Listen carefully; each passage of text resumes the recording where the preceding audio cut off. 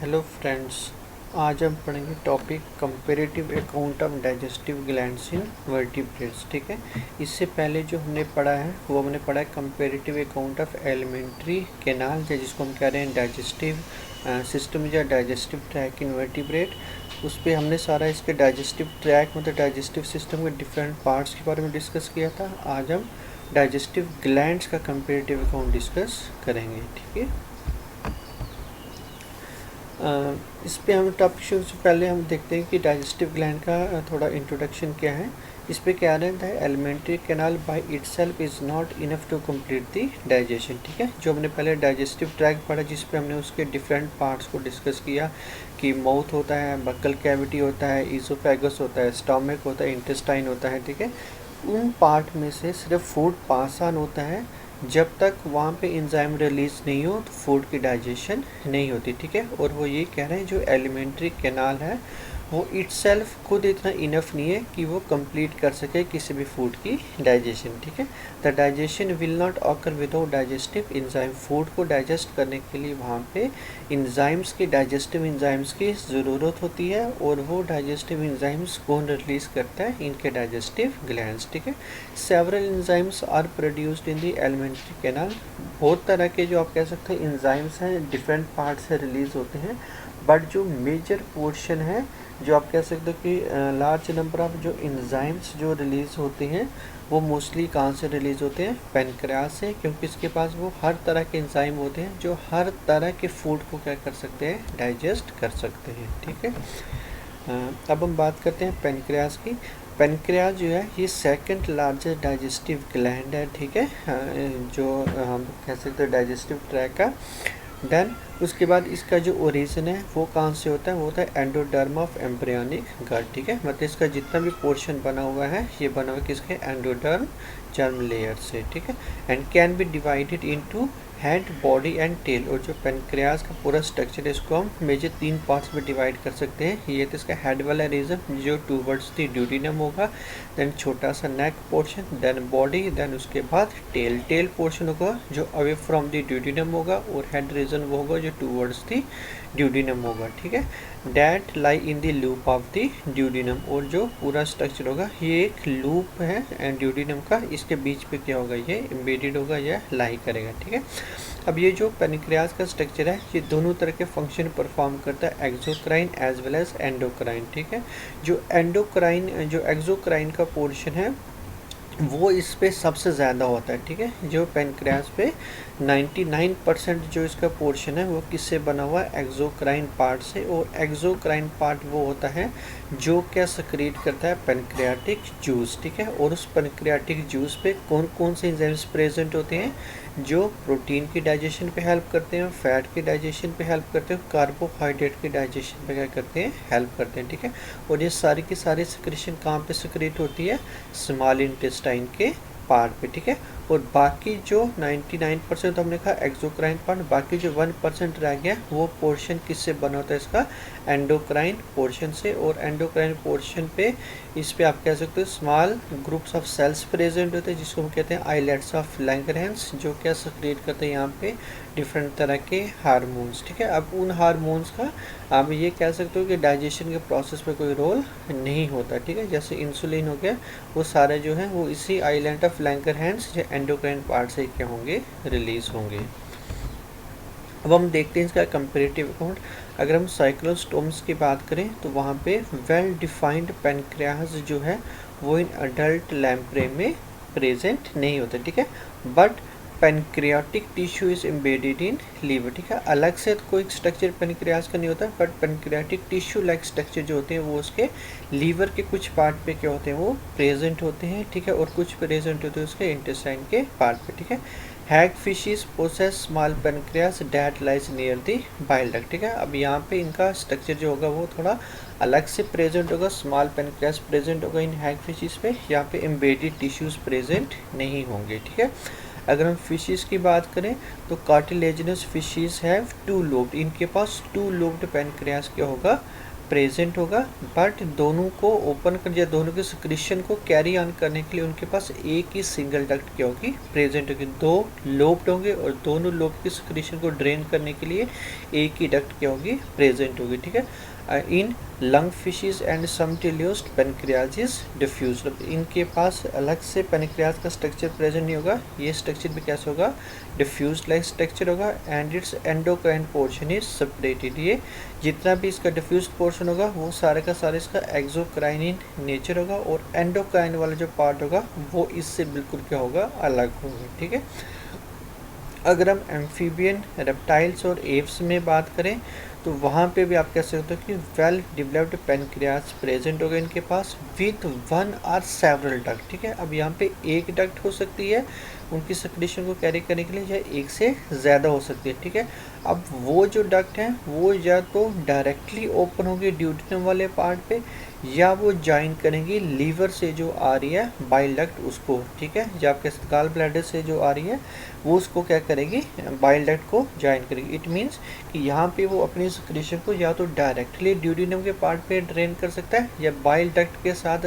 Join करके bile secretion as well as जो pancreatic secretion दोनों एक ही कॉमन डक्ट से आगे की तरफ वो कैरी ऑन होगी ड्यूडेनम वाले पार्ट पे। ठीक है, अगर हम मैमल्स में बात करें तो मैमल्स के पास 2 पेनक्रियाटिक डक्ट क्या होती हैं, प्रेजेंट होती हैं। ठीक है, किसके कंडीशन पे, मैमल्स के कंडीशन में। ठीक है, both ducts are function in horse and dog. ठीक है, बोथ डक्ट्स का मतलब जो डॉर्सल और वेंट्रल पेनक्रियाटिक डक्ट होंगी वो in case of horse and dog दोनों फंक्शनल होंगी। ठीक है, but in cat, sheep and man ventral duct only is usually functional. ठीक है, बट जो अदर मैमल्स हैं उन पे एक ही डक्ट क्या होगी, फंक्शनल होगी, और वो कौन सी होगी, इसकी ventral duct. although the dorsal duct may persist in reduced form, dorsal duct भी वहाँ पे प्रेजेंट होगी बट वो reduced form पे प्रेजेंट होगी, जो आप कह सकते हो वो ऑलमोस्ट नॉन फंक्शनली नेचर होगी। ठीक है, a dorsal accessory duct of Santorini opens into the duodenum independently। ठीक है, अब डोर्सल वाली साइड की जो डक्ट है वो तो reduced है, तो इसलिए वहाँ पे एक एडिशनल आप कह सकते हो डक्ट प्रेजेंट होगी, और वो डायरेक्टली ओपन होगी कहाँ पे, ड्यूडेनम के पार्ट पे। ठीक है, when bile duct joins the pancreatic duct there is a sphincter of Boyden at the junction। ठीक है, जैसे ही जो बाइल डक्ट होगी वो ज्वाइन करेगी पेनक्रियाटिक डक्ट को, तो वहाँ पे एक आप कह सकते हो स्फिंक्टर, या एक आप कह सकते हो एक रेगुलेटर होता है जो उनकी सिक्रीशन को क्या करेगा, कंट्रोल करेगा। ठीक है, जस्ट लाइक आप कह सकते हो वाल्व की तरह इनके उस ओपनिंग को सर्कल करते हैं, और वो स्फिंक्टर का क्या नाम होता है, बायोडिन। ठीक है, फिर ए स्मॉल सैक लाइक हेपेटोपेनक्रियाटिक एम्पुला और water is found in man in which bile duct and pancreatic duct open. ठीक है, फिर जब जैसे ही पेनक्रियाटिक डक्ट ने बाइल डक्ट को ज्वाइन किया, फिर वो जो दोनों की एक कॉमन डक्ट बनी, जब वो ड्यूडेनम के पार्ट में ओपन होगी, क्योंकि ओपनिंग के पास क्या प्रेजेंट होगा, हेपेटोपेनक्रियाटिक एम्पुला। ठीक है, इसको हम थोड़ा डायग्राम में देखते हैं। ये हमने बताया कि ये होगा इसका पेनक्रियास का structure in case of mammals. ठीक है, और ये आ रहा है जो इसको ड्रेन कर रहा है। ठीक है, ये आ रहा है इसका कौन सा, वेंट्रल वाला पार्ट। इसकी जो वेंट्रल डक्ट होगी वो इसकी फंक्शनल है, बट जो इनकी डॉर्सल डक्ट है वो हमने कहा रिड्यूस्ड होगी। तो डॉर्सल डक्ट की जगह एक एसेसरी एडिशनल डक्ट प्रेजेंट है जिसको हम कह रहे हैं डक्ट ऑफ संतोरिनी, या किसी एसेसरी पेनक्रियाटिक डक्ट जो डायरेक्टली ओपन हो रही कहाँ पे, ड्यूडेनम के पार्ट पे। ठीक है, फिर हमने बोला कि जैसे बाइल डक्ट ज्वाइन करके किसको, पेनक्रियाटिक डक्ट को, ये जो स्ट्रक्चर है ये हो गया कौन सा, स्फिंक्टर ऑफ बायोडिन। ठीक है, जब ये इसके साथ ज्वाइन करेगा, फिर ये जो कॉमन डक्ट इसके ड्यूडेनम पे इंटर हो रही है, तो ये क्या प्रेजेंट है यहाँ पे, हेपेटोपेनक्रियाटिक एम्पुला या उसका स्फिंक्टर। ठीक है, देन फिर उसके बाद जो होगा, जो यहाँ की सारी सिक्रीशन होगी वो इसके इसी लूप के ड्यूडेनम के पार्ट पे आ जाएगी, और यहीं से स्टोमक से फूड भी इंटर करके ड्यूडेनम या स्मॉल इंटेस्टाइन के पार्ट पे, और जैसे यहाँ पे पहुँचेगा तो ये पेनक्रियाटिक जूस की सिक्रीशन सिक्रेट होगी, तो वहाँ पे डिफरेंट तरह के फिर जो फूड होगा उसकी डाइजेशन होना शुरू हो जाएगी। ठीक है, देन नेक्स्ट आ जाता है liver. Liver is an important digestive gland and its main function is assimilation and treatment of food, ठीक है। अब लीवर कोई किसी तरह के एंजाइम रिलीज नहीं करता, बट इसका मेन फंक्शन ये होता है कि ये फूड की assimilation as well as treatment of food पे क्या करता है, हेल्प करता है, ठीक है। After it has been digested and absorbed in intestine, ठीक है। New types of proteins and fats are synthesised in liver, ठीक है।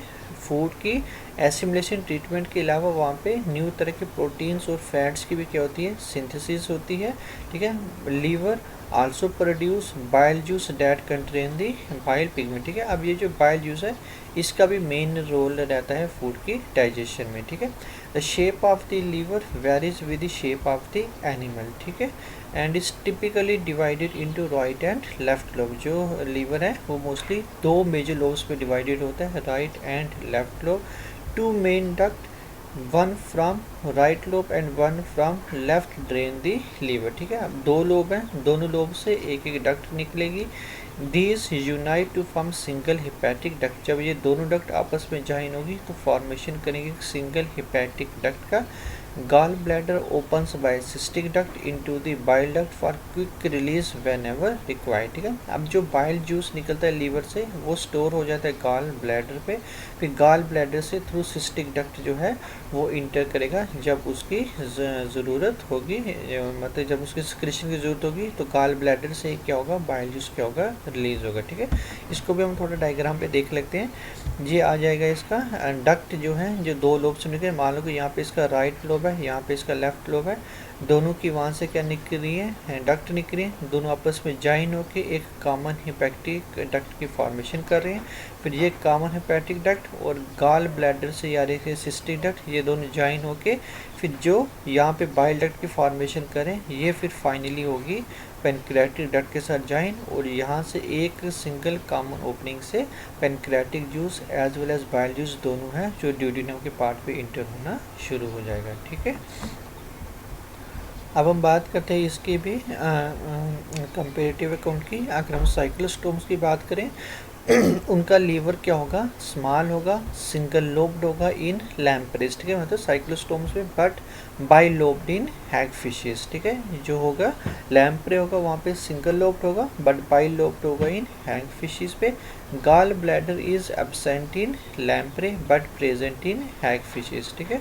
But in larval stages both gall bladder and bile ducts are present in are, ठीक है। मतलब vary करेगा group to group और adult और लार्वल फॉर्म पे कि जो लीवर है उसका शेप जो उसकी फंक्शन जो साइज कैसा होगा, ठीक है।